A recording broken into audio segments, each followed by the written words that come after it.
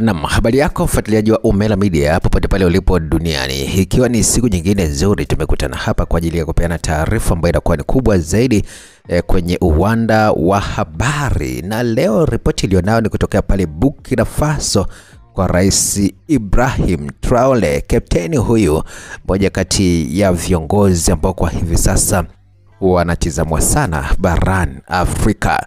Sasa katika hali isiyokuwa ya kawaida, kiongozi Ibrahim Traore, kapteni wa jeshi huyu, ameendelea kuonesha ushawishi wake kwa wananchi wa Burkina Faso ambao wamejitokeza kwenye mitaa mbalimbali nchini Burkina Faso wakilaani vitendo ambavyo vinafanywa na nchi za magharibi dhidi ya Kapteni Ibrahim Traore na kumtaka aendelee kuwa imara zaidi na nchi za magharibi kwa maana Marekani na Faransa na nchi nyinginezo basi zijitahidi kukaa pembeni na waache wa Burkina Faso na maisha yao. Burkina Faso wao wanaamini, raia wa Burkina Faso wanaamini kwamba Ibrahim Traore ndiye mkombozi wa ng'ambo kwa hivi sasa.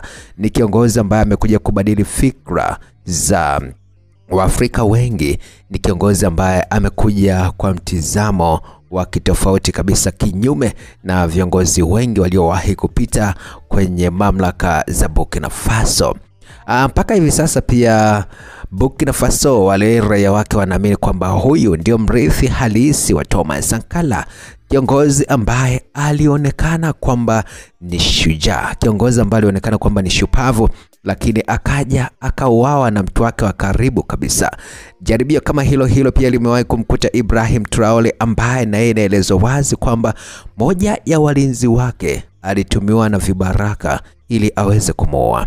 Lakini kiongozi Kapteni Ibrahim Traore akatonywa mapema kwamba bwana, kuna msaidizi wako amepanga kukua, kwa hiyo unatakiwa kuwa makini, kwa sababu alitumia kinywaji akakuwekea sumu ili basi kuweza kumpoteza maisha Ibrahim Traore. Lakini mwamba alikuwa amezipata habari mapema kabisa, na badala yake ile kinywaji ambacho alikuwa ameandaliwa hakukitumia kabisa siku hiyo.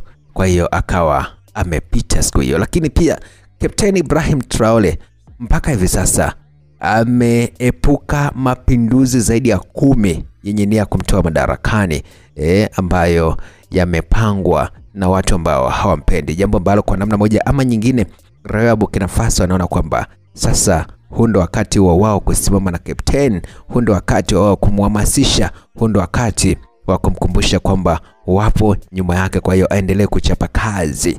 Kapteni Ibrahim Traore ameendelea kuwa na uhusiano na nchi za mlengo wa kijamaa kwa maana ya Urusi, China pamoja na Korea Kaskazini, ambao hawa ni maadui wakubwa wa Marekani. Lakini mwisho wa siku ni kwamba tukae tusubiri tuone ni kipi ambacho kitatokea kwa Kapteni Ibrahim Traore.